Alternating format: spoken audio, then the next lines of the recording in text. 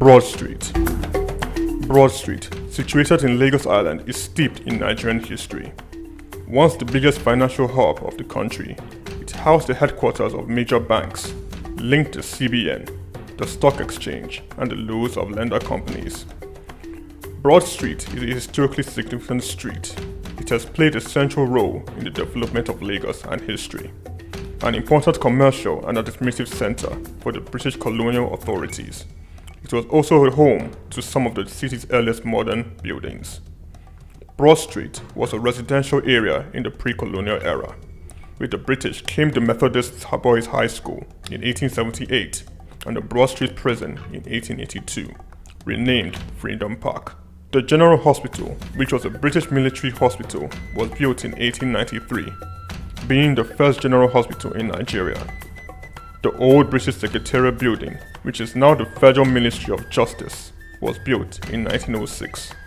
Broad Street has seen a full turn into modern commercial office blocks, complexes, skyscrapers, and markets from the Outer Marina through Akpombo, early into the Adeliji-Adele Road. Broad Street is one of the busiest streets in Nigeria on weekdays, where commercial activities take place day and night. From modern buildings to ancient structures, this street gives one a raw dose of life in Lagos. Broad Street is often referred to as Lagos Financial District. It boasts a mix of architectural styles, reflecting its long history, colonial-era buildings, Victorian and Edwardian architectural features, alongside more modern skyscrapers and structures. Broad Street remains a vital, vibrant part of the Nigerian economy. Broad Street. SOUQ Enlightenment. My name is Yinka Babalola. My name is Ijoma Pelokoro. My name is Joshua Hassan. I am Rotarian or Mosunde Lawson. It's Ife Rita Ejeze. My friends call me Ife. My name is Rotarian Lola Dare. I'm inviting you to keep watching SOUQ News. It's the right station to tune to. I like SOUQ News. SOUQ News is good. I want to charge you all to listen to SOUQ News, watch the news. You can have unlimited news, first time. Find SOUQ News. Be with SOUQ News. Never switch off. You are better for it. SOUQ News is the real thing. Listen to their coverage and you'll be glad you did. Turn to your YouTube, turn to your Instagram, turn to all your digital channels and look for SOUQ News. Keep watching. Keep watching. Please, guys, keep watching. SOUQ News. Lateef Jakande. Born Lateef Kayode Jakande in the Ekpetedo area of Lagos Island, Lagos State on July 1929. He studied at the Lagos Public School at Enowa, Lagos Island, then at Bonham Memorial Methodist School, Port Harcourt, King's College, enrolled at Ilesha Grammar School, where he edited a literary paper called The Quarterly Mirror. Jakande began a career in journalism in 1949 with the Daily Service and joined the Nigerian Tribune in 1953. The owner, Chief Obafemi Awolowo, appointed Jakande editor-in-chief of the Tribune in 1956. Jakande established John West Publications in 1975 after leaving Tribune and began to publish the Lagos News. He served as the first president of the Newspaper Proprietors Association of Nigeria, NPAN. Jakande ran for election as executive governor of Lagos State in 1979 on the Unity Party of Nigeria platform.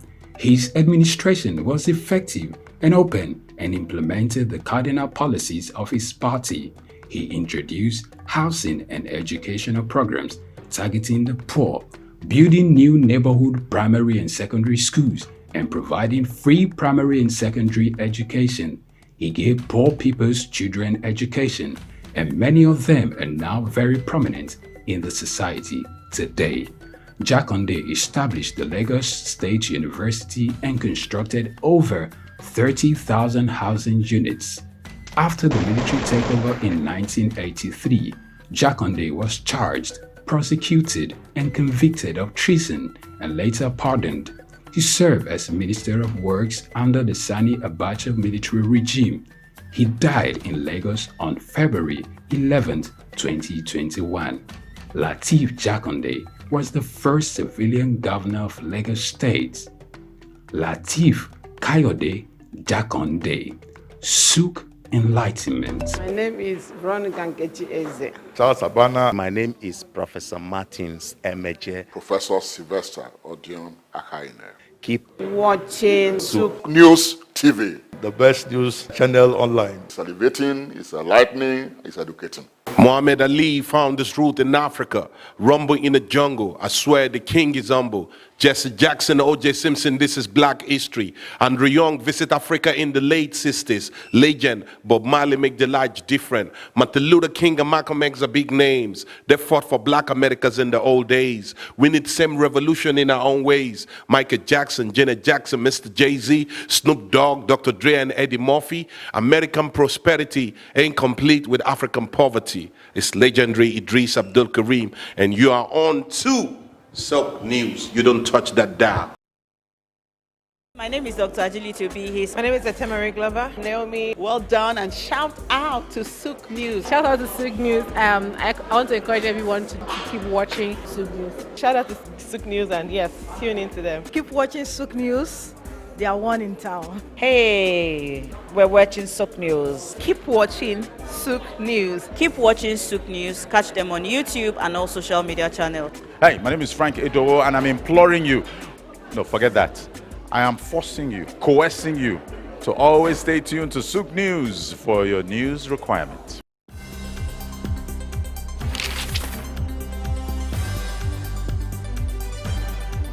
The challenge of governance is to see how we can leverage what is on the ground and convert this to wealth for the people. Russia, China are gaining entry into Africa, and it would appear that some Western countries are losing out. You're working as an expatriate worker, then you're paid in your currency. But then if you must spend those money, you need to convert those money to the local currency to spend. For Social Security to work, we need to know exactly how many we are. We don't have a precise number. We need to know exact location of people. When we address this exchange rate volatility, we will see definitely cost of goods and services will come down. From a security point of view, we should employ the technology to ensure that we can track individuals and goods within the continent. This is Early Exchange with Femi Ayodele. You know, the Early Exchange is all about shaping policy and advancing development with our conversation. Today, we're set to give you the best of programming. And Blessing Aiche. We do hope that you enjoy every time you spend with us here today. The world needs peace. The world needs to come to a round table and find solutions to the pockets of troubles.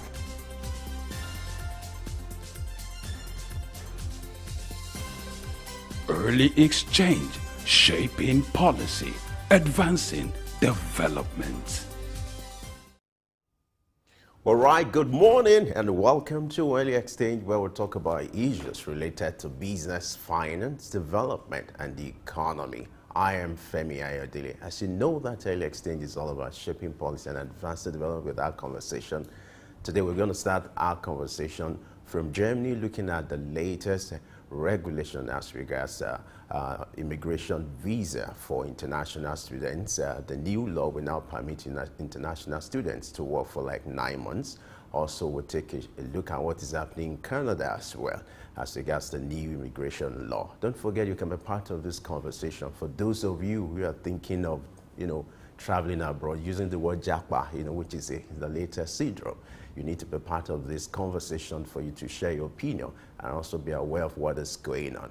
It's your program. All you just have to do is to go on our social media platform, on our YouTube page, to share your view using the hashtag Early Exchange. And for you to do that, just search for @SOUQ News. There you find us. Now let's set the ball rolling by taking news updates. We switch over to our newsroom now for the news update.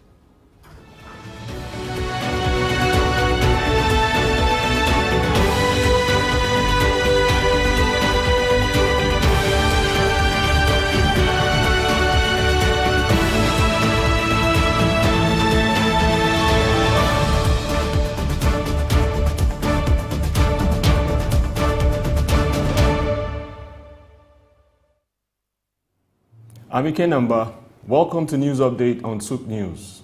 In less than 2 weeks, the exchange rate for import duties and cargo clearance in Nigeria has decreased for the 5th consecutive time, dropping from 1,612 naira per dollar to 1,405 naira per dollar.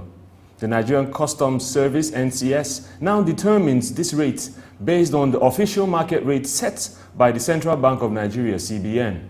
Recent observations indicate a steady depreciation of the naira's value, signaling its strengthening against other currencies across both parallel and official foreign exchange markets.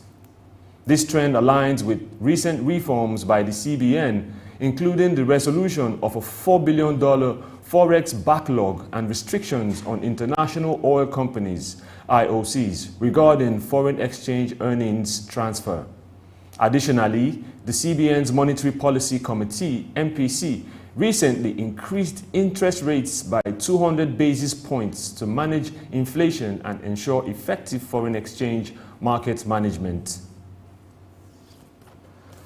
The Nigerian National Petroleum Company Limited, NNPCL, has dismissed circulating social media rumors regarding a potential decrease in pump prices for premium motor spirit PMS and automotive gas oil AGO. In a statement released by NNPCL spokesperson Olufemi Shoneye, the national oil company refuted these speculations, emphasizing their falsity and urging Nigerians to disregard them completely.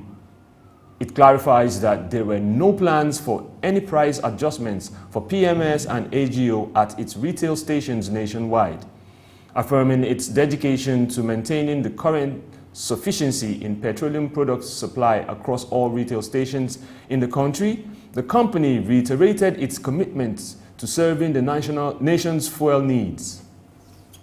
Salam Bank Limited, a unit of Djibouti-based Salam Group, has been launched in Uganda as the nation's inaugural Islamic banking compliant financial institution. This according to a release from Ugandan President's office following the enactment of a law last year legalizing Islamic banking in Uganda. Islamic finance adheres to religious principles like prohibitions on interest payments and certain investments such as gambling. President Yoweri Museveni oversaw the bank's inauguration in Kampala, addressing a long-standing concern among Uganda's Muslim population, which comprises approximately 14% of the country, about the lack of Sharia-compliant banking options. The bank's board chairman, Ibrahim Adiharam, highlighted the potential for Salam Bank to provide Sharia-compliant bonds, offering the Ugandan government an avenue to release capital for infrastructure projects. As part of efforts to mitigate the effect of the loss of over $1 billion stake in Credit Suisse March last year, Saudi National Bank (SNB) has announced the appointment of a new chief executive to replace the former acting CEO, Talal Ahmed Al-Kereji, citing personal circumstances. The bank's investment in Credit Suisse, which amounted to 5.5 billion reals in 2022, made it to the Swiss lender's largest shareholder. The departure of the bank's former chairman, Amir Al-Kudairi, compounded the crisis surrounding Credit Suisse, leading to a government-backed takeover by domestic rival UBS. The newly appointed CEO, Tariq Abdurrahman Al-Sadan, previously served as chief executive of regional lender Riyadh Bank until December last year and will assume his new role on May 1st.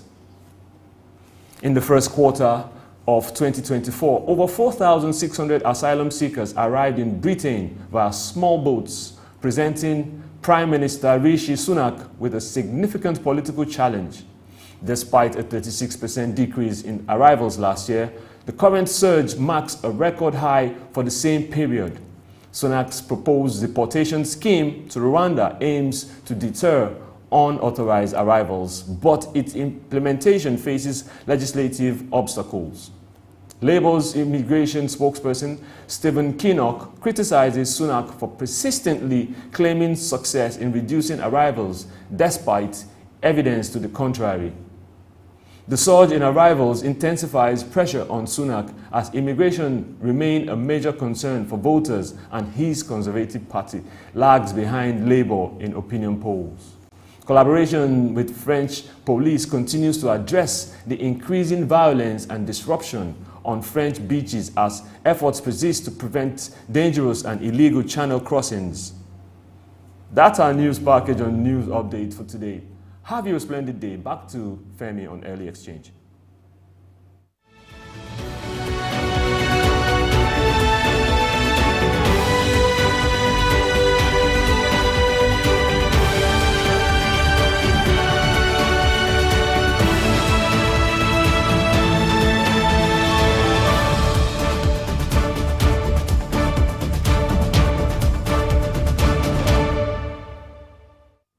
All right, thank you, Kenna, for the news update, taking us around the world with the latest development. For those of you who are thinking of traveling to Canada soon, this information is quite crucial for you, as Canada is set to reduce the number of temporary residents. At the moment, Canada hosts about 2.5 million temporary residents. And when you talk about temporary residents, you refer to students, to asylum seekers who are part of this population. But it has been of concern to Canada because of the strain when it comes to resources and housing challenges. Let me find out from Blessing if she's planning to relocate to Canada. If you're planning to Jakpa, is that what you're trying to ask? Okay, Jakpa is not on my mind, at least not for now. Yeah. Good morning. So it's not part of the agenda for now? For now, no. You know, if it's just temporary. But no, look at what's if you talk about maybe going on a visit, going for shopping, I'm a lady, we like things like that. My, yes, that's cool. But to Jakpa, no. So the information you just gave about Canada doesn't worry me, but I know it's worried those who had plans, because it seems like in recent times it's been the country of choice, of preference rather, for a lot of persons, because they feel like the immigration rules are quite are more relaxed compared to other countries where it's so difficult to get visas to go there and even work. But Canada has been open to lots of immigrants recently, until now that they're planning to decrease their temporary residents from 6.5% to around 5% over the next 3 years. Like I said, it's a lot of worry for those who have that planned, and I know that for traveling agents too, it's a kind of worry, but let's see how it goes. You know, looking at this Jakpa thing, you know,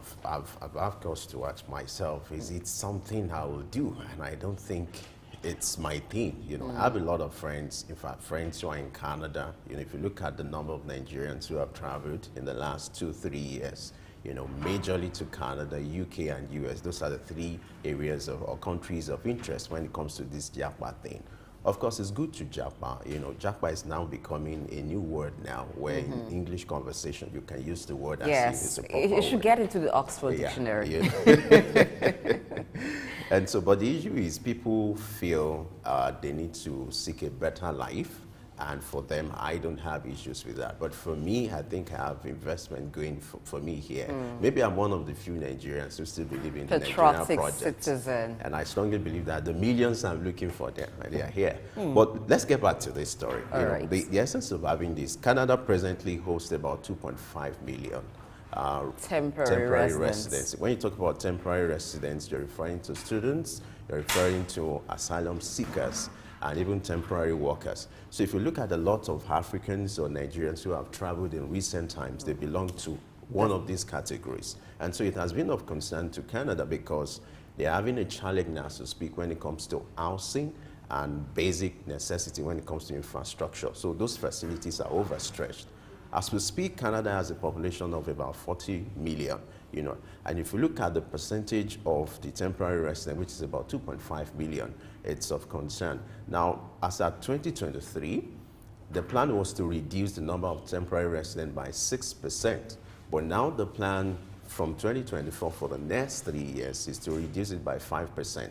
So they are more deliberate about it this time around because it has been of concern to them and they feel they need to control it. The immigration minister, Mila, is saying, oh, it's something that my become a time bomb if not controlled. And if you look at the trend in the last 3 years, Canada has been of concern to most immigrants, and that's why they need to put that regulation in place. Germany is also doing the same thing, but quite opposite now. What Germany is trying to do is to also give room for international students who want to come in. Skilled workers. Skilled workers to work for like 9 months before, before now, what the practice is, you have to have a job offer from any company before you can travel and apply for your work visas. But now, you can do both now. You can be in Germany for 9 months, even if you don't have a work offer. And what that means is you can use the opportunity to go to language school or seek for opportunity. So, by and large, you see that countries are more concerned or deliberate about their immigration rules now. And it's quite important for us to have this conversation. Let's see how it's going to affect Africans and at most Nigerians. All right, let's see to what could have been the options for Canada instead of going to reduce the number. If the first concern is the impact on infrastructure, for instance, housing, could they have expanded? Because the students who were there, they've also paid fees, and that's some money coming into their economy. But we'll get to talk more about all of that after this break, and we'll have our guest then. My name is Dr. Ajili Tobi. My name is Etemari Glover. Naomi. Well done, and shout out to SOUQ News. Shout out to SOUQ News. I want to encourage everyone to keep watching SOUQ News. Shout out to SOUQ News, and yes, tune into them. Keep watching SOUQ News. They are one in town. Hey, we're watching SOUQ News. Keep watching SOUQ News. Keep watching SOUQ News. Catch them on YouTube and all social media channels. Hey, my name is Frank Edowo, and I'm imploring you. No, forget that. I am forcing you, coercing you to always stay tuned to SOUQ News for your news requirements. Tafawa Balewa Square, TBS. Tafawa Balewa Square was initially used as a horsing ground called Lagos Race Course. The edifice was constructed by General Yakubu Gowon in 1972 and named after Nigeria's first Prime Minister, Sir Tafawa Balewa. Tafawa Balewa Square is located at 45/57 Mase Bangboshe Street on Lagos Island, Lagos, and referred to as TBS. TBS is a 50,000-seater capacity venue and houses the Remembrance Arcade, the 26-story Independence House, which at a time was the country's tallest building. When Lagos served as the country's seat of government, the National Assembly Complex was within the TBS. Also in the square are the National Broadcasting Commission Office, the Nigerian Hydrological Services Agency Office, shopping centers, travel agencies, restaurants, car parking lots, and a bus terminal. Tafawa Balewa Square is adorned with beautiful statues of white horses and red eagles, symbols of strength and dignity. Our historic neighbors include the King's College and the Holy Cross Cathedral. Tafawa Balewa Square hosted some of the country's memorable events, such as the Independence Day in 1960, when Nigeria gained independence from Britain, the Armed Forces Remembrance Day, which is celebrated annually on January 15. The edifice is a national cultural asset. Tafawa Balewa Square, SOUQ Enlightenment.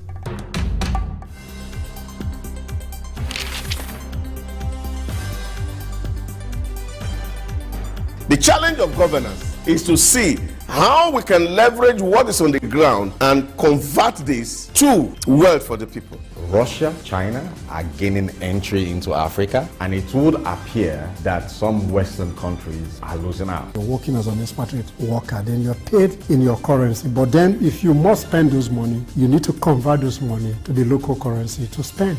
For Social Security to work, we need to know exactly how many we are. We don't have a precise number. We need to know exact location of people. When we address this exchange rate volatility, we will see definitely cost of goods and services will come down. From a security point of view, we should employ the technology to ensure that we can track individuals and goods within the continent. This early exchange with Femi Ayodele. You know, the early exchange is all about shaping policy and advancing development with our conversation. Today, we're set to give you the best of programming. And Blessing Aiche. We do hope that you enjoy every time you spend with us here today. The world needs peace. The world needs to come to a round table and find solutions to the pockets of troubles.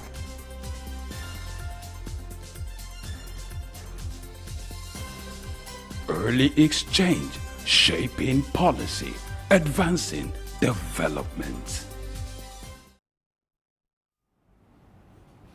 Many thanks for staying with us. It's still Early Exchange. Now let's begin to look at the new policy of Canada trying to decrease the number of temporary residents that they have from 6.5% to 5% over the next 3 years. Now, the Prime Minister of Canada, Justin Trudeau, had been running on an immigration-driven immigration-driven economy policy, but he's been criticized that that policy has exacerbated housing deficits in Canada. What's the way to go? How does this policy affect African immigrants, and what will be their outcome of it? We have Sam Orojo, who is Director, Center for Public Policy, and he's going to do justice to this topic. I'm very sure of that. Good morning, sir. Welcome to the show. Good morning, Blessing. My pleasure to be here. Good morning, Femi. Glad you have joined us. So you have a new twin, Femi. All right. You know I'm a very generous person. So once he was twinning with me, I give him to you. All right, thank you very much. That's an extension of the spirit of any exchange, which is good. All right, let's look at what's happening in Canada. Before this time, Canada used to be the country of preference for those who want to jackpot, for those who want to relocate abroad. It was quite easy to get into Canada, and for those who want to study, want to have temporary jobs, or claim for asylum, that was one destination, a go-to destination, but things have changed. So Canada has currently about temporary residents population of 2.5 million, which it intends to decrease from 6.5% of its population to about 5% over the next 3 years. Now, the reason behind this that they put forward is because of the strain the temporary residents are putting on their infrastructure. What's your take? Thank you very much. In spite of this new policy regime, Canada remains one of the greatest countries in terms of migration. They accept a lot of people across the globe. In spite of this new strain on social infrastructure, particularly education, if you look at it in terms of percentage of the policy statement that was made by Mark Miller, who is the Minister for Immigration, I don't think that percentage is really very high. A percentage of about 1.5 year on year for the remaining 3 years does not make Canada put in a difficult policy in terms of migration regime in Canada. Canada remains still a great place to be. But then, if you look at the negative impact this has had on social services, then that 1.5% will be able to put the number of people that comes in terms of asylum seeker, those who want to seek a refugee status, student, and temporary worker. So, by and large, if you look at the reduction in terms of just 1.5% year on year, does not really make Canada migration policy a difficult one. But just to control the housing challenge and education in particular that has been strained as a result of the open door policy in terms of people coming into Canada. Now let's get to the roots of this development. How did Canada get to this level where the country is battling with surge in the number of temporary residents and then facilities overstretched? I think the policy framework, first and foremost, encourage people to migrate to Canada. So that's a policy framework, having an open hand to receive people. And this is occasioned by the Asian population and that cannot fill up some of those socials. So maybe in their projection, what they are taught that this window that they have opened, particularly between 2021 and 2023, was able to sustain the population. But then the negative impact in recent time has placed some burden on the government. So reducing it just simply by, like I mentioned earlier, by just 1.5% does not make it a bad policy. But that percentage, maybe that 1%, reducing, currently they have about 2.5 million in terms of the various category. Temporary worker has a larger chunk of that. Asylum seeker maybe about 18%. Then students maybe about 20-something percent. Temporary worker about 40%. So if you disaggregate or aggregate that percentage, you look at the number of people that are coming and vis-a-vis social infrastructure that could not meet up with that. So they are reshaping their planning with a way that within 3 years, maybe they will be able to make up for those deficits, and they open that system rather than constraining it by 1.5%. All right, looking at the situation, at the time that Canada opened its doors to temporary residents in the category of, we have those who in that category, students, asylum seekers, and temporary workers. Now, for students, they come in bringing some money into the economy because they will pay fees. They are international students, they will pay fees, and that's some money coming into the education sector. Do you think, like, Canada did not plan early for this surge? No, they did plan early for the surge, but where there's an open door policy and the ratio, the number of people that want to take advantage of that policy has over the facilities. You have no option as a policy maker to find a way to address those issues. Critically, when you look at the amount of money that is coming in terms of international students, vis-a-vis social infrastructure, I think it's just a tip on the iceberg. So that may not necessarily mean that once a policy framework has an issue, you cannot review that policy. Policies are meant to be reviewed based on evaluation. So if it is having a negative impact on the economy and the social infrastructure, no government will just sit back and look at its citizens suffer as a result of open migration and open door policy that encourage migrants to come into the country. Let's look at what might likely be the impact of, or the ripple effect of these on international students or asylum seekers. You expecting more of visa deniers? And then what would be your recommendation on the takeoff time? Because they have said they've not announced an official date. But should it be something that should be done soon, or a proper time frame should be given for this set of people to get used to this new development?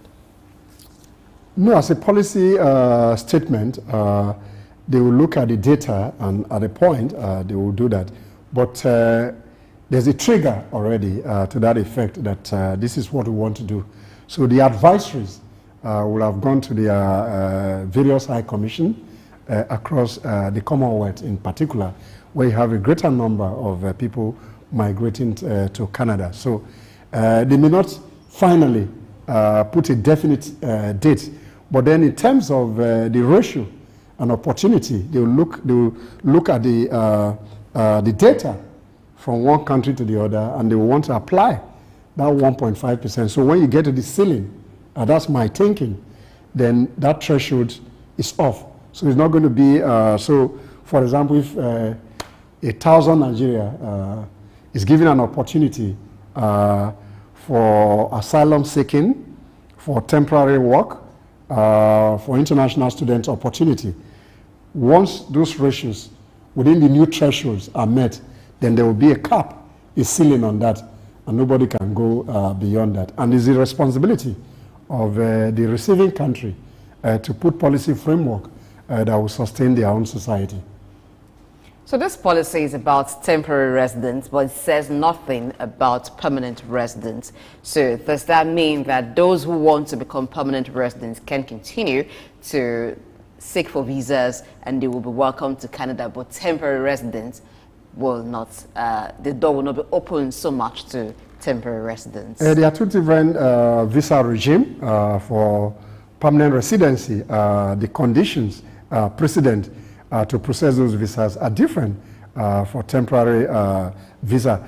Mind you, some of these temporary workers or temporary visas wants to show some good sign when you are in that environment and there are no security issues, you might equally apply for a permanent residency. But the case in point is temporary visa regime that cover essentially those three elements, where you have over 40% of temporary workers, you have about 22% or thereabout, and 18% for asylum seeker.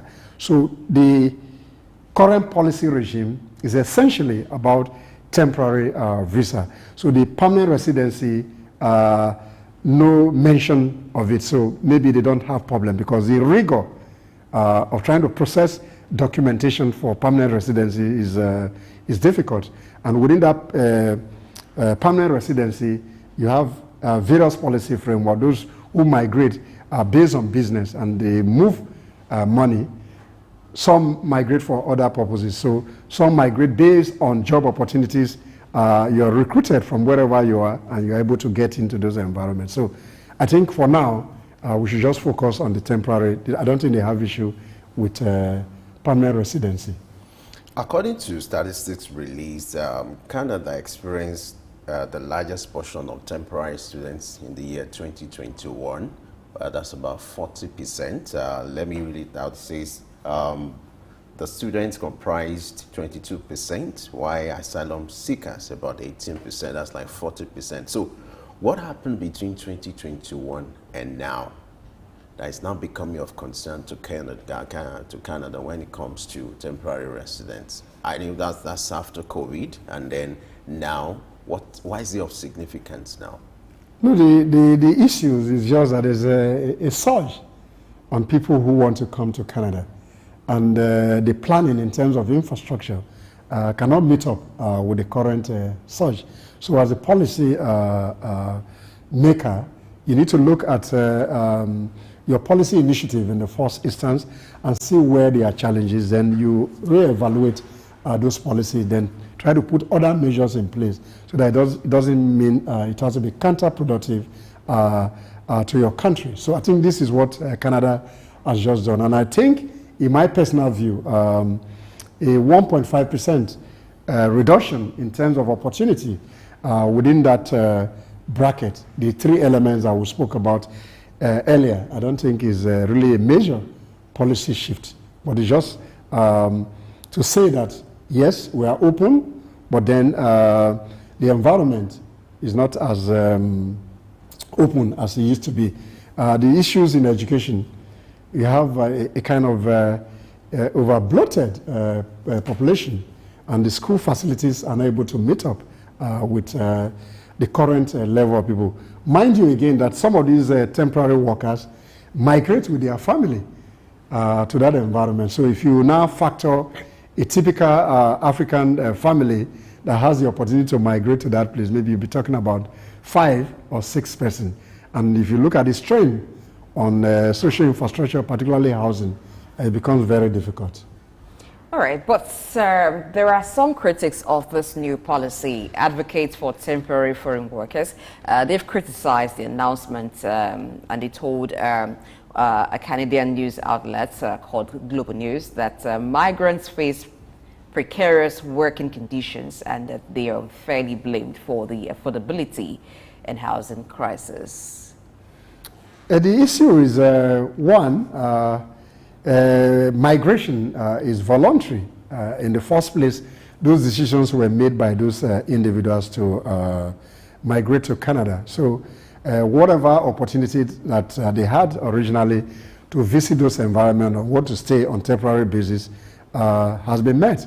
But whether the wage and salaries that they are paid is able to meet with their housing needs and some other social infrastructure. So it's a difficult situation. So those civil society organizations or those who are blaming the government that they pay for temporary worker is not able to take them to the market, then is a challenge for those who opted out. So if that system can no longer accommodate you and you have a temporary status, the best thing to do is that if that environment can no longer sustain your economic reality, then migration is a continuous movement. So maybe you might look elsewhere. So you can move from point A to point B. Where you think your economic, they are called economic migrant. They are this category of people. So if the migration reality no longer sustain what you thought were opportunities for you, either you migrate or you relocate back to your country. Is that an option? We'll find out after this break.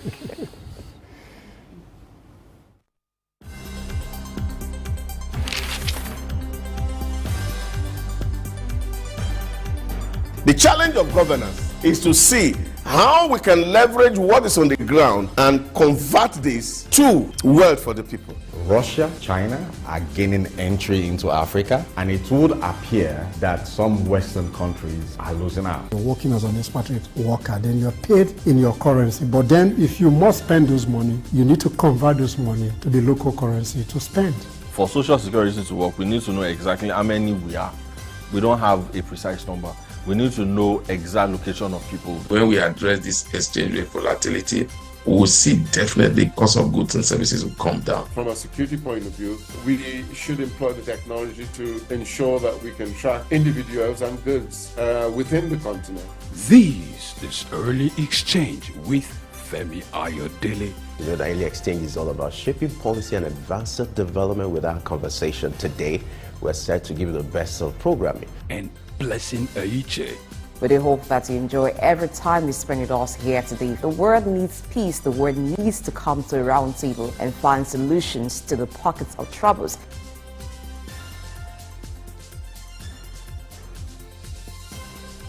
Early Exchange, shaping policy, advancing development. Idumota Market. Eko Idumota, once a residential neighborhood, is home to Idumota Market located on Lagos Island. It is one of the oldest and arguably one of the largest markets in West Africa. Idumota is a historic neighborhood adjacent to the Lagos port that facilitated the slave trade and later, under the British indirect rule, it surrounded to exports that fueled the colonial enterprise. Idumota was also the location of an Armed Forces Remembrance Cenotaph called Soja Idumota, built as a monument to Nigerian soldiers who served with the West African Frontier Force. An Eyo Masquerade statue and a clock tower are also some monuments at Idumota. Idumota Market is so popular that large sales are recorded as early as 7 a.m. The market is made up of hundreds of locked-up shops occupying several multi-story buildings, with some measuring about 5 or more floors. In 2010, the Lagos State government demolished some illegal structures in order to improve vehicular and human movement in and around the markets. During weekdays, the neighborhood of Idumota is densely populated by shoppers, traders, and bus passengers. From the Carter Bridge ascending into Lagos Island, passengers can see the neighborhood before disembarking at their final destination. Idumota Market accommodates the substantial inflow of imported goods. The bulk of import from abroad are routed first through Idumota and then on to other markets through Nigeria and other West and Central African countries. The energy of private Idumota traders and wholesalers facilitate this activity, where millions of US dollars worth of wholesale is exchanged daily. Idumota Market, SOUQ Enlightenment. Is this Early Exchange with Femi Ayodele. You know, the Early Exchange is all about shaping policy and advancing development with our conversation. Today, we're set to give you the best of programming. And Blessing Aiche. We do hope that you enjoy every time you spend with us here today. The world needs peace. The world needs to come to a round table and find solutions to the pockets of troubles.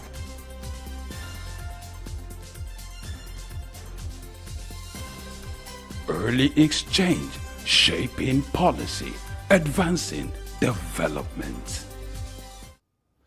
Yes, it's still Early Exchange. Glad to know you're still there with us. We're still looking at the latest development in Canada, talking about the immigration law, which the country is set to reduce the number of temporary residents. As we speak, or at the moment, you have 2.5 million temporary residents in Canada, and the plan is to reduce them by 5% in the next 3 years. Sam is still here with us, and he's still shedding more light on this development. Thank you so much for your contribution so far. Thank you. All right, let's look at this development. Do you think this might likely discourage Nigerians from traveling to Canada, looking at this development, and then maybe they will now look at other places? You know, there are 3 countries that are of preference when it comes to this jackpotting. You have Canada, you have UK, and the US. Now that Canada is tightening up for immigrants now, international students, where if you check the statistics, most of the travelers from Africa belong to this category. Do you see a form of reduction, the number of people, if I may use the word, jackpotting to Canada?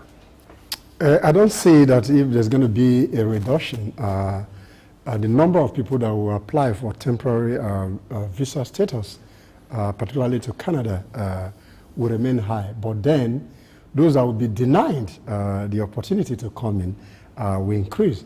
Therefore, a lot of people who makes investment in terms of travel will continue to make those decisions. And you know, Nigeria, we believe so much on the spirituality of when it even comes to travel. There are prophecies when it comes to travel. So, in that regard, therefore, a lot of people will still make those decisions. Those who sell assets to process a travel document will continue to do so.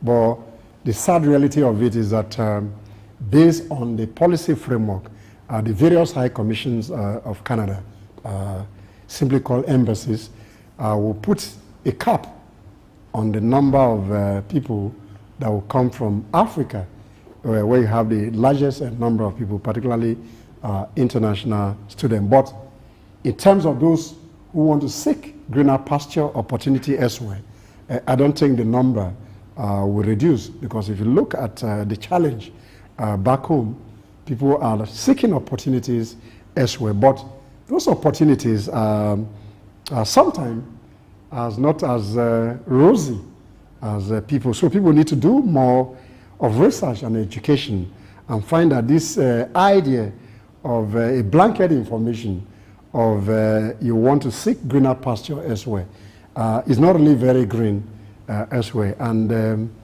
if you go to some of these countries and you look at the living condition of some of the migrants, some of them are in a pitiable living conditions.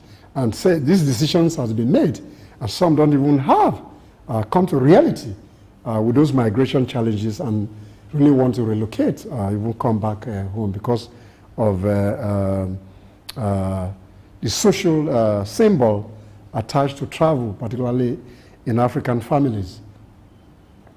All right. There are some other groups that are protesting this or criticizing this decision. Now, post-secondary institutions and even some university institutions have criticized it, saying that it could discourage students from choosing Canada as a country where they want to study, and that's what leads to loss of revenue for them. How do you juxtapose this with the reason given by the Canadian government that the influx of temporary residents has put a strain on social infrastructure? The educational system on the part of government as well as find out a research based on the fact that the number of students intake has equally affected the quality of delivery. So those who are in the business. But some universities themselves are also thinking about revenue.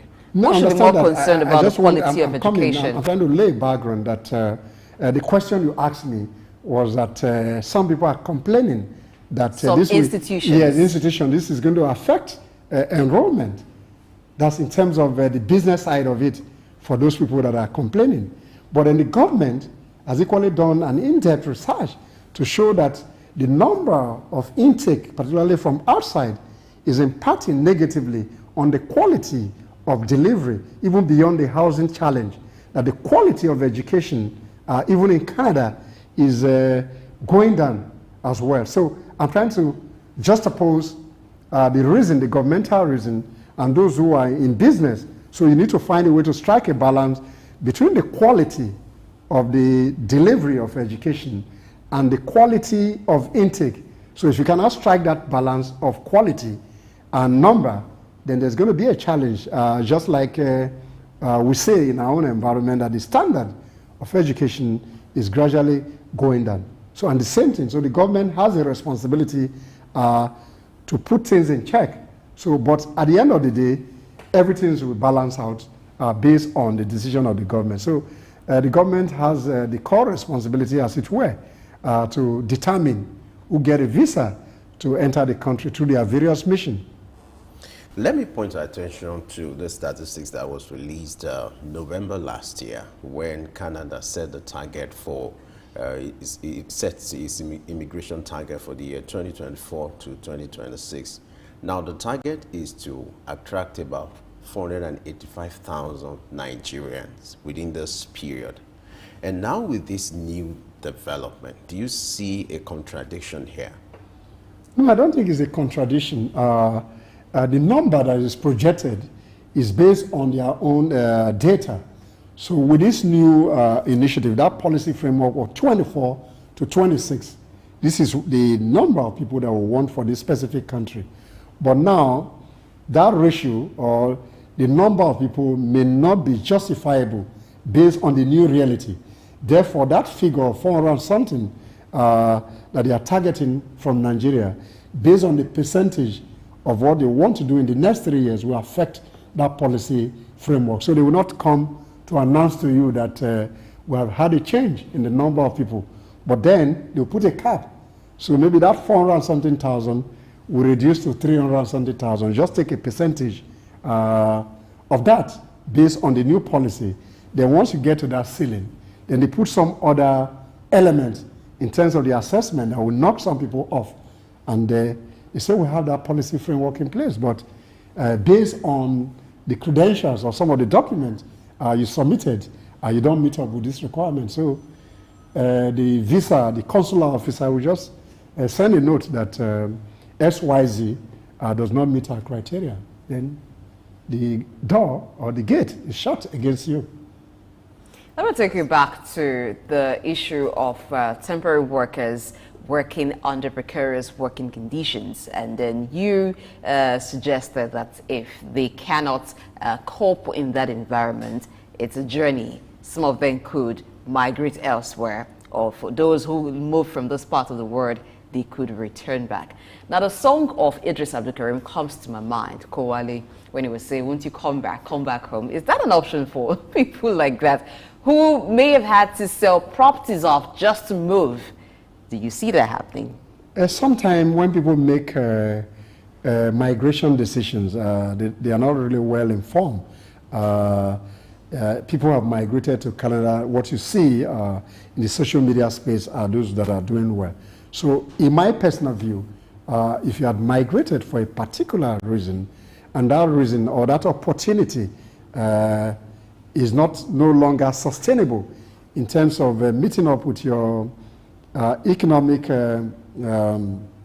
reality, then some decisions has to be made, either for you to migrate to a third country that the opportunities looks better based on your current reality, or on the other hand, you can do what they call voluntary return back to your country and begin to see how you can integrate yourself into the society. But like you rightly put it, it's always very difficult for some categories of people to want to come back, maybe because of stigmatization, social symbols, and the risk in terms of assets that they are sold, and how do they pick their pieces, broken pieces, together again. So that's one of the challenges, and that's why people are finding those pitiable conditions that are not really healthy in terms of their human rights condition in those countries. You will observe that a lot of those people who travel to some of these countries, example like Canada, some of them travel with the assumption that, okay, the outside there is greener, and then they don't have enough information, or they didn't do enough research. What should be done to correct this kind of narrative? And do you think we will ever have any time this issue of Japa thing can be managed? I know the federal government is doing everything to see what they can do, especially in the health sector, for nurses and doctors to see how they can curtail this development. But can that be possible? The 1948 Declaration of Human Rights, whether Article 13 or 14, I may not be too sure now, but I will paraphrase. The right of movement is a fundamental human right. So people are allowed to move. It's your free will to move to any place. But then, as you seek greener pasture elsewhere, you must balance your migration decision based on well-informed decision of where you are going to. But then, if you don't have well-informed decisions and you go to those places, whatever you find in those environments, you may have to live by those conditions. Otherwise, you make some decision. But this is not to say that some people that have made decisions to migrate to some places based on their technical competencies, those systems are able to absorb them and they don't go through some of those challenges. So if you're a core professional, there are a lot of companies in Canada, even NGO, civil society organization, that recruits people from Africa. And they are recruited here. Their job offer look or mouth-watering that can sustain their economic reality. But not everybody are within that condition. So those who don't really have the basic reasons to migrate, particularly for temporary work, should find a way to avoid that. But as a country, we need to improve on living conditions, standard of living for citizens. So the push for people to migrate elsewhere will be reduced to some extent. Like I said in the beginning, migration or movement of a human being is a fundamental human right. So you can move at any point in time. But then it's the responsibility of the country to determine who come into their country from time to time. And that's why we're in this scenario. Now let's talk about the scenario that Canada is in. Now, the issue of housing shortage did not just start now. It has been persistent even since 2020, because in around November 2021, the report released says that the price of houses had jumped 25% more than what it was the year before, which is 2020, due to persistent shortage.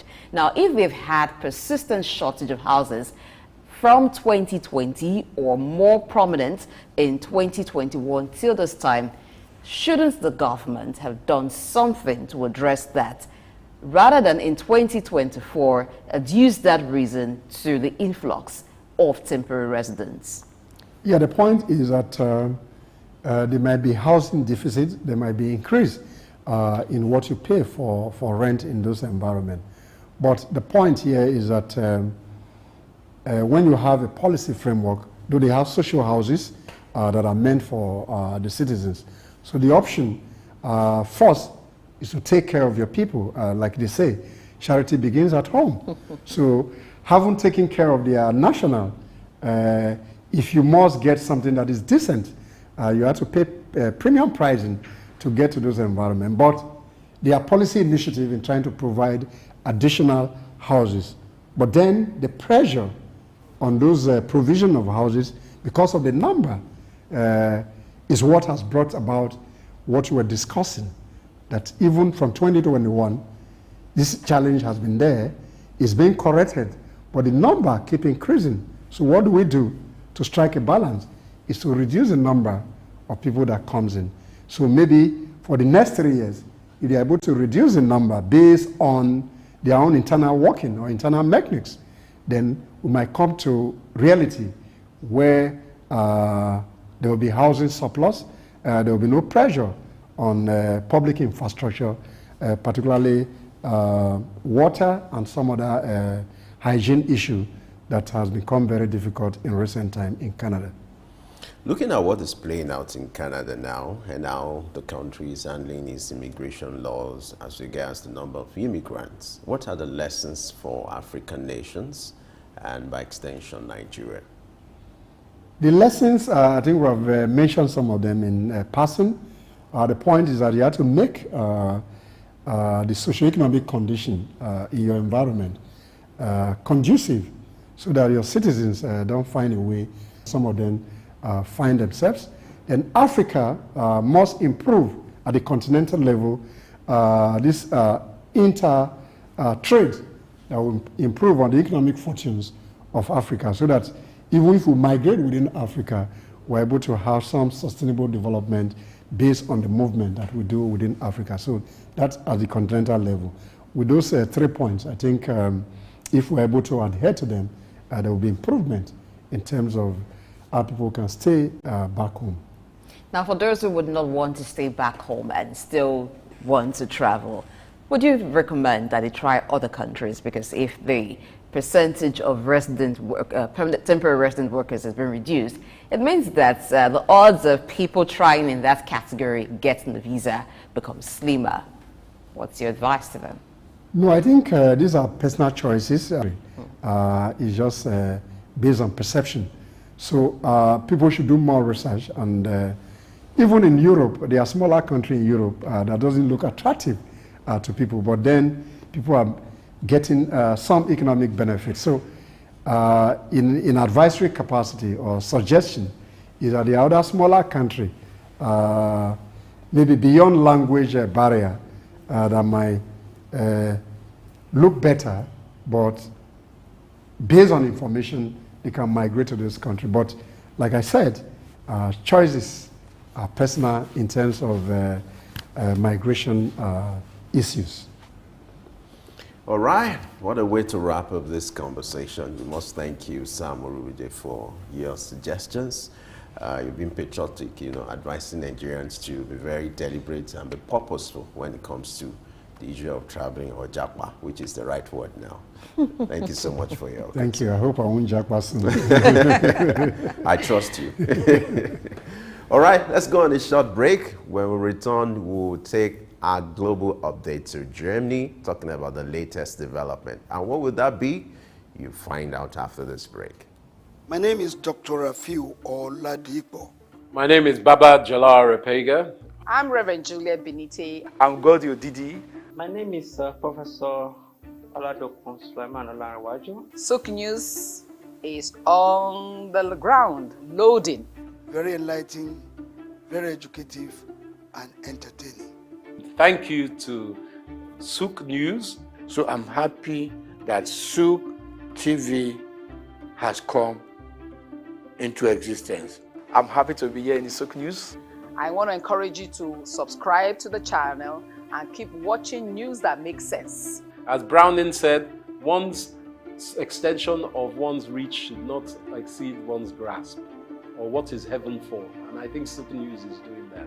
Africa needs a voice of truth, and SOUQ News has become one of them. And get ready, get ready, get ready. And keep watching. Keep watching SOUQ News. Keep watching SOUQ News. It's a place to be. A theater, Igomu. Built during the military regime of Olusegun Obasanjo and finished in the time for the Second World Festival of Black Arts and Culture, FESTAC, in 1977. The theater holds amazing treasures and memories. The artworks fill everyone with pride. The National Arts Theatre is visible from the motorway which connects Lagos Island and the mainland. The National Theatre is packed with the artworks of a legendary contemporary Nigerian artist, stained glass walls by Yusuf Grillo, sculptures and murals by Lamidi Fakeye, Erabo Emopai, and many others. It was put to full use for a month as one of the 4 venues of the second World Black and African Festival of Arts and Culture, tagged FESTAC 77. The complex hosted 16,000 participants from 56 African countries and the diaspora in an unprecedented showcase of African music, fine art, literature by Techno Experts Troll, a Bulgarian company mirroring the Palace of Culture and Sports in Varna, Bulgaria. Completed in 1976, the building is one of the largest and most beautiful of its kind on the African continent. It consists of a central hall with 5,000 seats, a collapsible stage that can be quickly rebuilt, a conference hall with 1,600 seats, 2 large exhibition halls, and 2 cinemas with 800 seats each. The theater complex has a dressing room for artists, a garage, offices, coffee bars, and a buffet. It has indoor TV and radio systems, as well as booths with facilities for simultaneous translation of languages and hectares of lush green lawn around. The majestic structure sits in Igomu like a quiet mountain, mesmerizing visitors and passers-by. The National Theatre, SOUQ Enlightenment.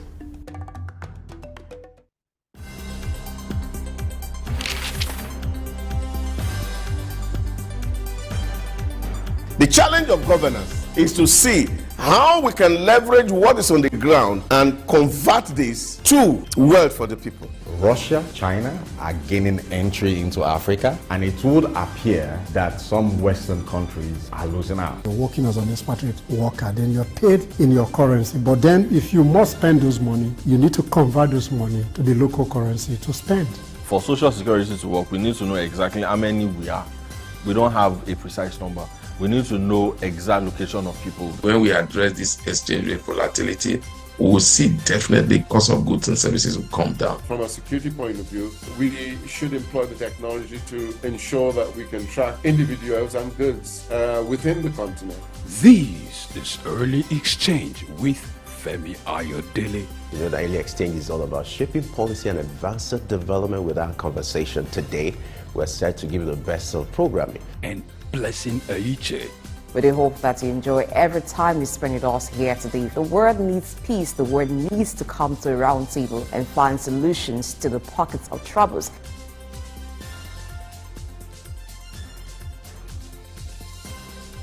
Early Exchange, shaping policy, advancing development. Thank you for staying with us in Early Exchange. Now, while some are shutting their doors, are not exactly shutting it, but closing it a bit, others are opening their doors to say, hey, welcome, we will need you here. I'm talking about Canada and Germany. So Canada is reducing the number of temporary residents in their country, while Germany, on the other hand, is doing the opposite. They've enacted the second part of their skilled worker law, which introduces a fresh regulation that allows immigrants who want to study, those who are on student visa or who want to seek some form of apprenticeship, to work before study. Foreigners who want to come here and study to be able to work for a period of 9 months or thereabout before continuing their study or engaging in apprenticeship. The reality is that Germany is not welcoming to foreigners. They offer these opportunities. It is an opportunity to exploit African resources and other so-called underdeveloped countries of their resources and their human expertise. And that is why they invite this, they open this door for some to come over here and then to try to get some chances to study and do some apprenticeship. And the politicians, on the other hand, the politicians want migration, so to speak, to be extremely regulated. The economic leaders want more of this expertise to come from outside to help the economy. All right, glad you have rejoined us once again.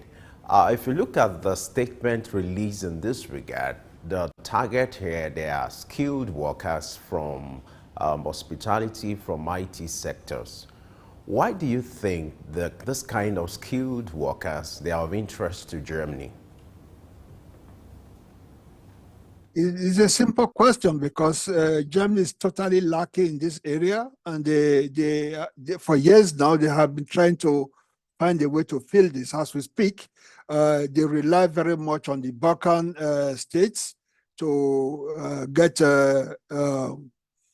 healthcare workers and healthcare service industry to help out in Germany. That is why they give visas of about a year or two here as migrants or refugees, so to speak, who are not being given the chance to go into these areas in most cases, right? Why? Because Germany is bent on the harsh immigration policies that it has been pursuing now for the last 30 years, and they don't want to see foreigners here. Just as we speak, last month, right? Last month, Germany passed a law which further worsened the situation of refugees that have been deported in this country. I mean, you have enough people here in this country who are already here, who can be trained, who can go into these areas that they need a lot of people in, right? They don't want to do, and then you understand that this is not even a guarantee. You can be here and without satisfying the language requirement, this visa can easily be terminated and then you are gone. So what happens? The money you have spent, the time you have spent gets wasted. In spite of all that you've said now, many people still want to make that journey, go over to Germany, take this opportunity, whether it's really an opportunity or not, as you said, but some people still want to do this. Now let's get to some of the work that you've done and something you said about migration.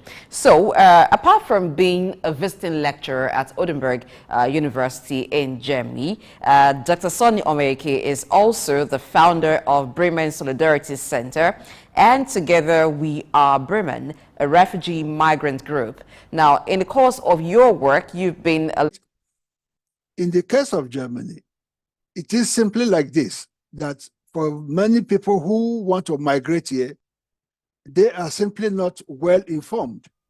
They are not well informed about the realities of what Germany really is. For some people who come here as students, I've been in contact with countless students in this country for about 20, 30 years. I can tell you, very many of them are so surprised about what they see here, because no, you don't get what really happens on the news about what the situation in Germany is. The level of racism, the level of discrimination, and all those things that you don't see on the news, right? You don't hear it, you don't get it. And therefore, people are very attracted to come over here. But when you are here, your status determines also how you are treated to some extent.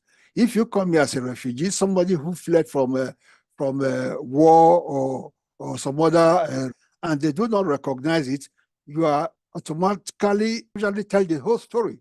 The story that Germany doesn't want people to understand is the story of what is happening to refugees. Just 2 days ago, a refugee home was burnt. 4 people were killed in this refugee housing. Right? You don't hear most of those news outside. Right? You don't hear about the daily attacks and the extreme right-wing activism that is going on in this country every single day.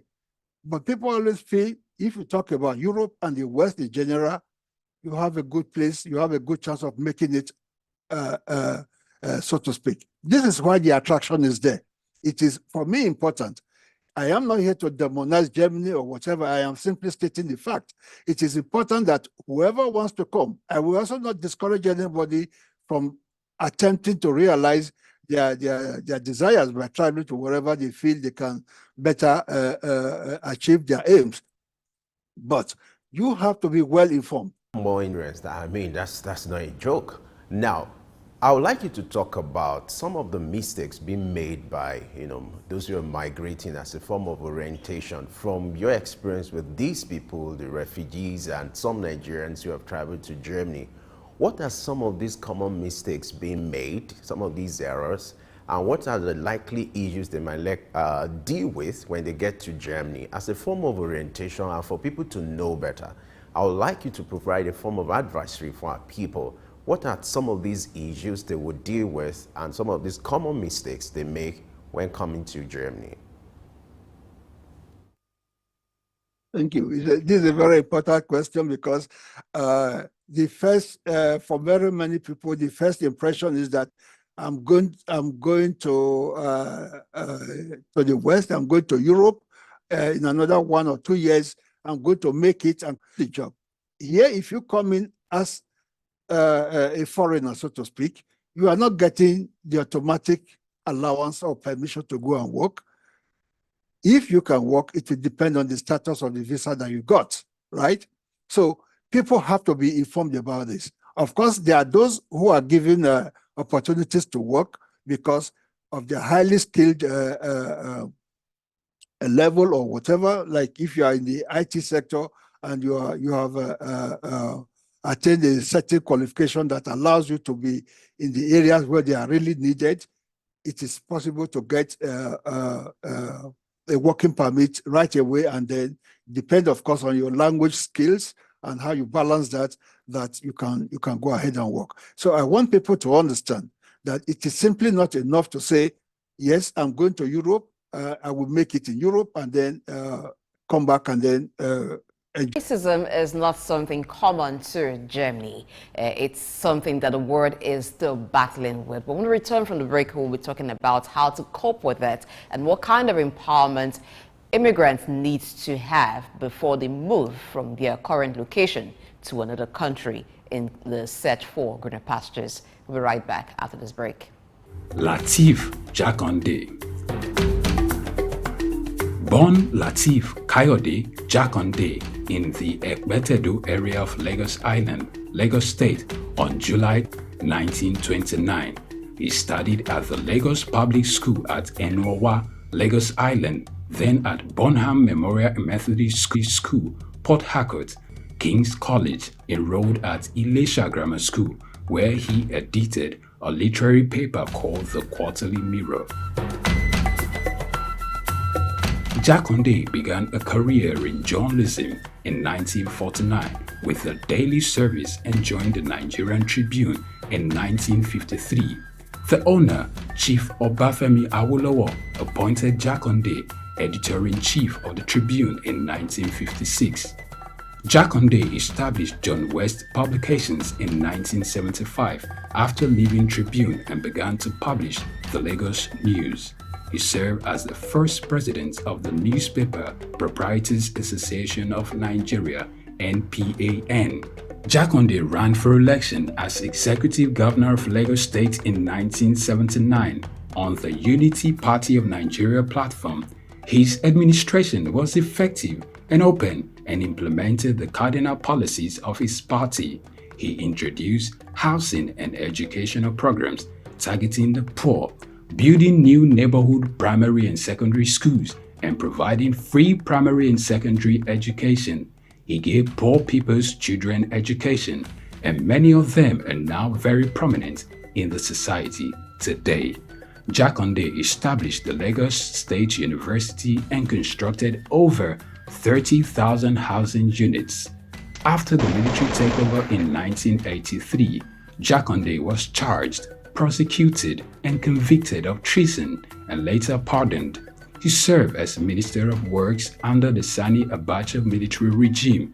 He died in Lagos on February 11, 2021. Lateef Jakande was the first civilian governor of Lagos State. Lateef Kayode Jakande, SOUQ Enlightenment.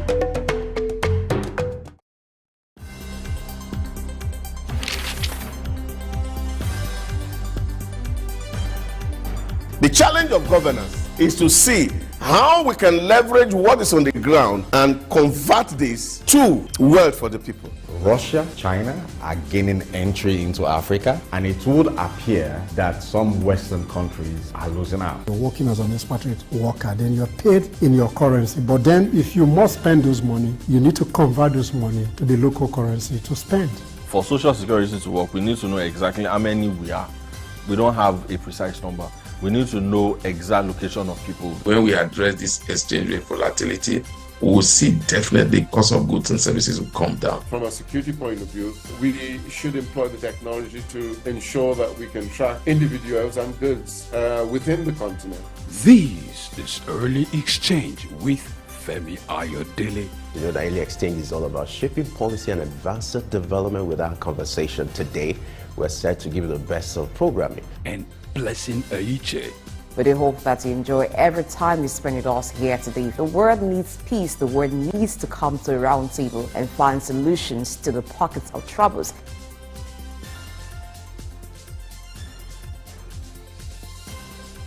Early Exchange, shaping policy, advancing development. My name is Veronica Nkechi Eze. Charles Abana. My name is Professor Martins Emeje. Professor Sylvester Odion Akaine. Keep watching SOUQ News TV, the best news channel online. It's elevating, it's enlightening, it's educating.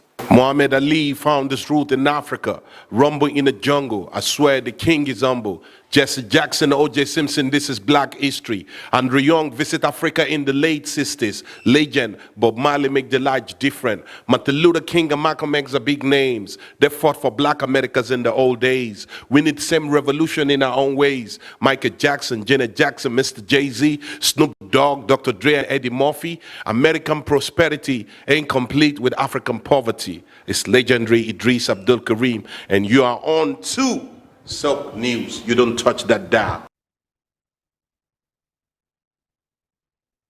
This is Early Exchange with Femi Ayodele. You know, the Early Exchange is all about shaping policy and advancing development. With our conversation today, we're set to give you the best of programming. And Blessing Aiche. We do hope that you enjoy every time you spend with us here today. The world needs peace. The world needs to come to a round table and find solutions to the pockets of troubles.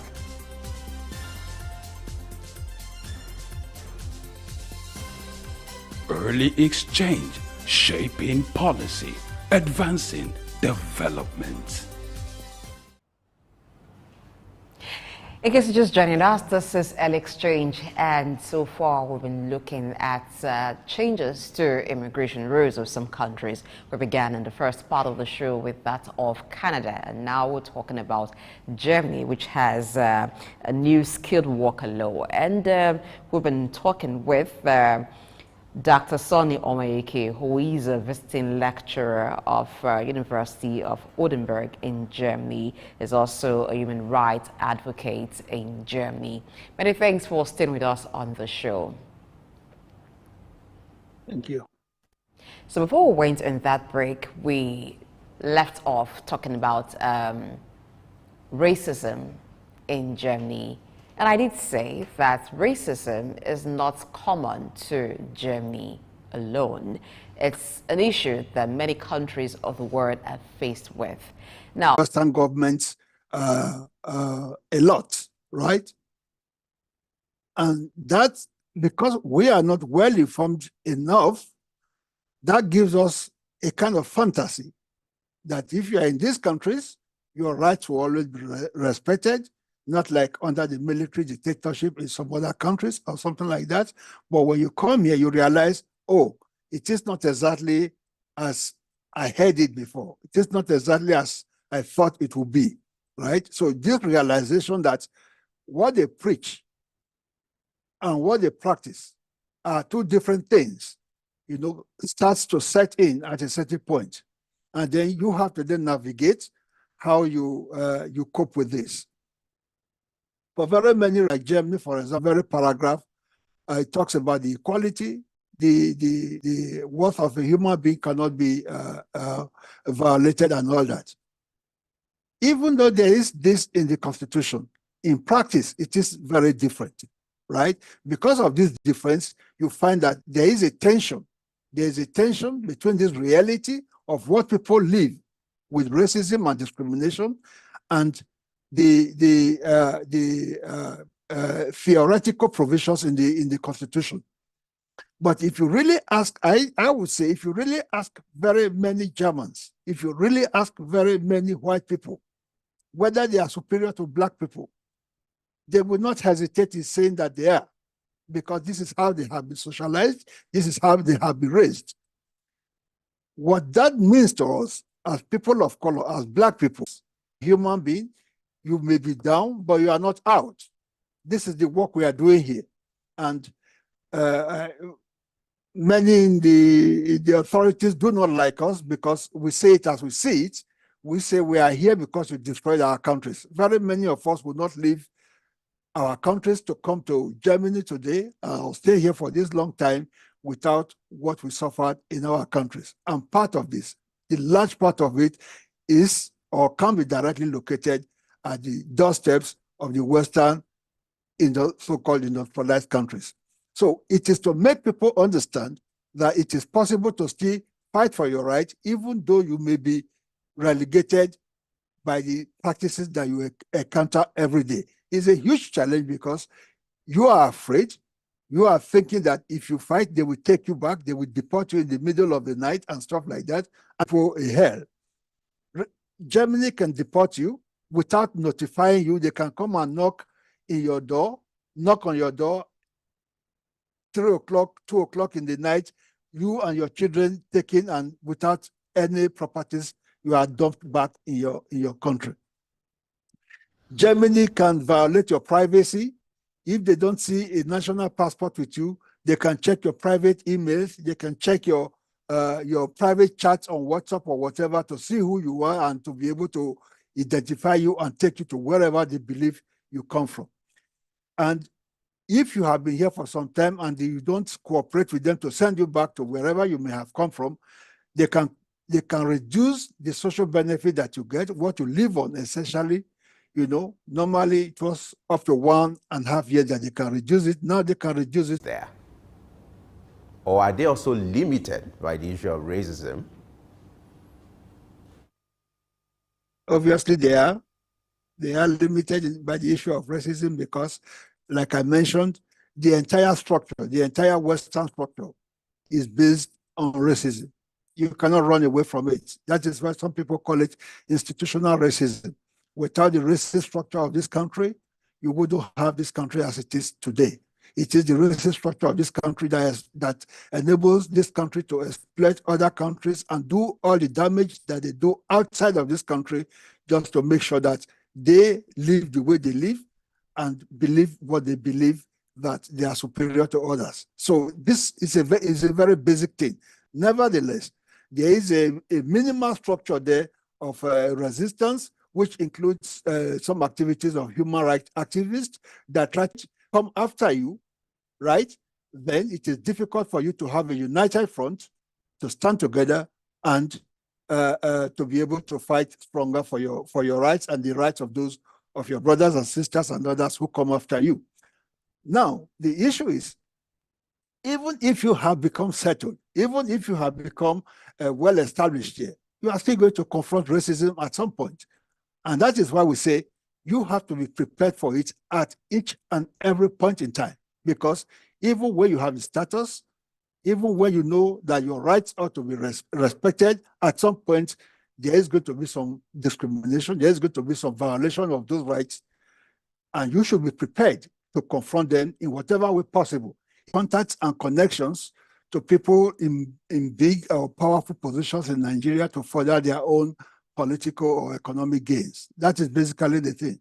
Right here in Germany, there is hardly any activity coming out of NIDO that affects Nigerians to say, yes, as Nigerians, this is what we fight for here in this country, and this is what we achieve as a result. I don't see it. I've been here for quite a long time. I personally have not been involved with NIDO, although I know what has been going on there to some extent. So overall, I wouldn't regard this as a platform that is there to fight for Nigerians here. They may make one or two headlines from time to time, but this does not amount to confronting the difficulties that Nigerians face here. I really don't see much in that respect. At least forget about it. Now, what does this mean? It means that when you are back home in Nigeria, for example, you have to go and pay quite a lot of money to study German already in Nigeria before thinking of coming here to do that, right? Maybe there are some people who can afford this, but I can imagine that this is quite a lot of money. If you are able to work, if you are able to complete your study then and you can stay sometime after that, it's no guarantee that you will be allowed to stay here at any time. This is usually what the case is in Germany, except of course, if you have managed to stay much longer, that you have a permanent residence that you can basically say you are secured here, or you take the German nationality. So in a way, you can say there are a few positive things about it, but overall, it boils down to the same point which I mentioned at the beginning, which is a matter of Germany is doing this not to help African countries or others. Germany is doing this for its own interest, exploiting other resources outside to improve its own economy. Well, thank you so much for sharing your thoughts. But you know, at the end of the day, for those who will take up this offer, it is a personal decision to them whether to see it as exploitative or opportunity for them to turn things around for their own lives. It may be greener pasture for them, but we thank you for painting the picture of what you've seen, what you've experienced in Germany. We do hope that sometime in the world, racism will not be a big issue as it still is globally. We'll see ourselves as one, not looking at the color of each person's skin. Thank you so much, Dr. Sonny Omayeke, who has been our guest, a visiting lecturer, University of Wittenberg, Germany, and also a human rights activist and empowerment trainer in Germany. Thank you. All right, Femi, that was a lot to take in. I like the fact that he's giving us the proper picture. You know, like we said earlier, a lot of people travel without having the proper understanding of what they are going to encounter when they get to some of these countries. They travel with the facade that, okay, the country is greener, I'm going to get better opportunities. And the fact that they are being denied some opportunities here in Nigeria, you know, make them to believe that, yes, because of what they see on social media, the testimonies from people who are there, because at least you will not give the impression that they are suffering. So it's important also for people who are in these countries to come out with their testimonies and experience. And this is what our guest has done today, and we must commend him for his courage. He's a human rights activist. He's told his story, how he had to go to prison for fighting for what he felt was right. But hopefully, let's hope that the world will get better for it, and then the issue of racism will be something of the past. Well, I would say that look well before you leap. The grass sometimes is not as green as it looks from where you stand. It may be less greener than where you are, or not even green at all. Dr. Idaosa Samanze usually says, there are no green grasses anywhere. People make them what they are. So for those who are thinking you want to jackpot, if you're not a Nigerian, I mean you want to migrate away from Nigeria, or you want to relocate, you should think very well, what are the odds of success where you're moving to? And then we should all know that the dream that the late Martin Luther King Jr. had, that he had a dream that one day people will not be judged by the color of your skin, but the content of their character. We should all work to make sure that dream comes true. I am Blessing Aichi. Join us again tomorrow, 8 a.m. West African time for another edition of Any Exchange. And stay with SOUQ News the rest of your day. And my advocacy also is this issue of racism. Let's see what we can do to kick it out of the world. No human being is superior. No human being is inferior. It depends on your perception. Let's respect our rights, and then the world will be a better place for it. Don't forget the conversation continues on our social media platform. I am Femi Ayodele. Bye for now.